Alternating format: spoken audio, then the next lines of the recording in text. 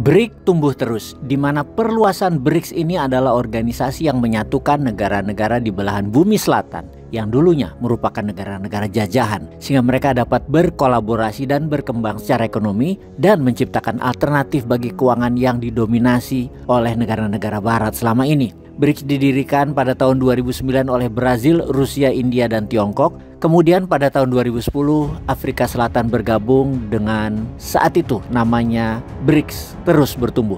Pada bulan Januari tahun 2025 mereka mengumumkan anggota terbarunya, yaitu Indonesia. Ini sangat penting karena Indonesia adalah negara terpadat keempat di bumi dan memiliki ekonomi terbesar ketujuh di bumi.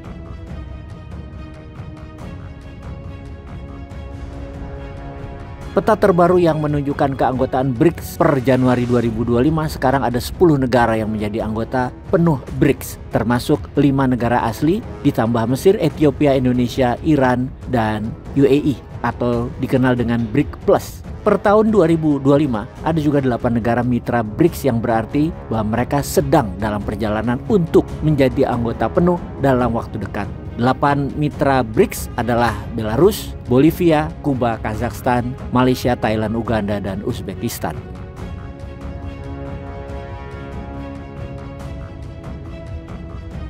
Untuk menunjukkan betapa pentingnya BRICS dalam ekonomi global, kita menggunakan data IMF World Economic Outlook per Oktober 2024. 10 anggota penuh BRICS sekarang, Indonesia, telah ditambahkan bersama-sama mewakili 38,8% dari seluruh ekonomi global ketika Anda mengukur PDB pada PPP atau paritas daya beli, Purchase Power Parity. Dan kalau kemudian kita menambahkan 8 negara mitra baru, mereka total memiliki 18 anggota mitra BRICS tersebut. Secara total mereka mewakili 41,4% dari ekonomi global. Sekarang kita mengambil data ekonomi G7 dan membandingkannya dengan ekonomi BRICS Plus. Terlihat diagram yang menggambarkan bagaimana BRICS sekarang jauh lebih besar daripada G7.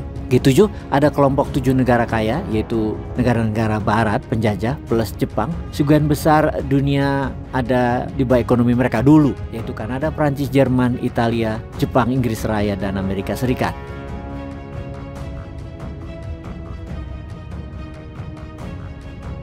Pada tahun 2024 mereka saat itu hanya menyumbang 29% dari ekonomi dunia dibandingkan dengan 41,4% negara-negara BRICS. Ini adalah perubahan besar karena pada tahun 1992 ekonomi G7 menyumbangkan 47% dari ekonomi global, sedangkan negara-negara BRICS saat itu yang kekuatannya di tahun 90-an hanya menyumbangkan 22% dari ekonomi dunia.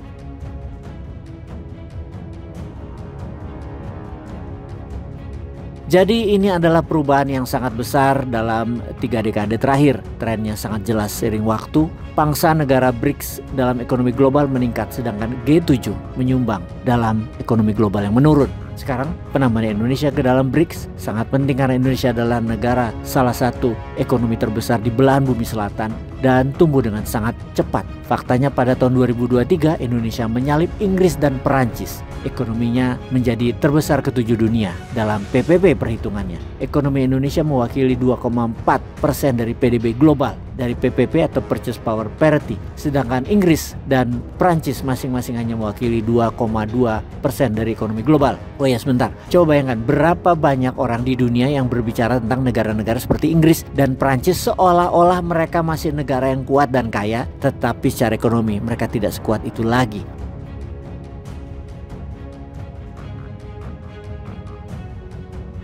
Indonesia memiliki ekonomi yang lebih besar dan sekali lagi trennya berjalan ke arah yang jelas seiring waktu. Pangsa Indonesia dalam ekonomi dunia tumbuh dan pangsa Perancis serta Inggris dalam ekonomi global menyusut. Sekarang yang menarik tentang masuknya Indonesia ke BRICS adalah hal ini sebenarnya datang sebagai kejutan karena sebelumnya di The BRIC Summit yang diadakan di kota Kazan, Rusia pada Oktober 2024, Indonesia diundang untuk menjadi mitra BRICS dalam perjalanan menjadi anggota. Namun bulan Januari 2025 Kementerian Luar Negeri Brazil mengumumkan bahwa Indonesia telah menjadi anggota penuh terbaru BRICS. Ngomong-ngomong, Brazil saat ini menjadi negara ketua BRICS sehingga setiap tahun BRICS memiliki ketua yang bergantian. Di tahun 2024 ketuanya adalah Rusia, pada tahun 2023 adalah ketuanya Afrika Selatan. Tahun ini 2025 adalah Brazil. Presiden baru Indonesia, Pak Prabowo, mulai menjabat di Oktober 2024 dan pada tanggal 6 Januari Indonesia secara resmi menjadi anggota penuh BRICS untuk mendukung reformasi tata kelola global. Dua tujuan utama BRICS saat ini yaitu untuk mereformasi lembaga tata kelola global seperti PBB dan lembaga keuangan khusus seperti IMF serta World Bank. Yang kalau tidak bisa direformasi karena Amerika melawan, BRICS akan membuat PBB tandingan, akan membuat IMF tandingan, dan akan membuat World Bank tandingan. Penambahan anggota baru BRICS mengikuti tren histori kebangkitan kolektif negara-negara selatan. Akhir kutipan penambahan Indonesia ke BRICS juga cukup simbolis karena Indonesia adalah salah satu pendiri gerakan non-blok yang pada tahun 1961, yaitu pada saat Perang Dingin dilancarkan Amerika yang sedang memanas, dan negara-negara selatan dalam gerakan non-blok mengatakan bahwa mereka menolak untuk bergabung dalam Perang Dingin. Sebaliknya, mereka ingin menciptakan sistem baru yang berdasarkan pada kerjasama dan pembangunan ekonomi yang menentang kolonialisme.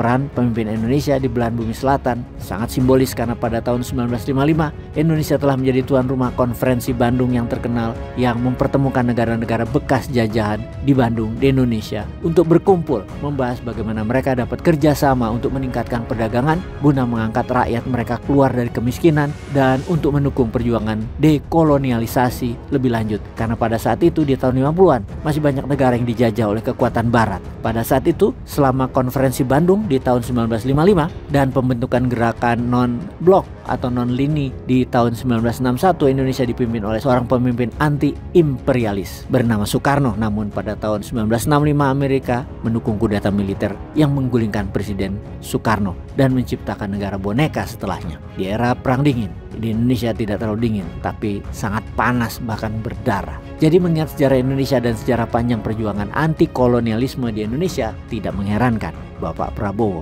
melihat ke arah BRICS. Peace.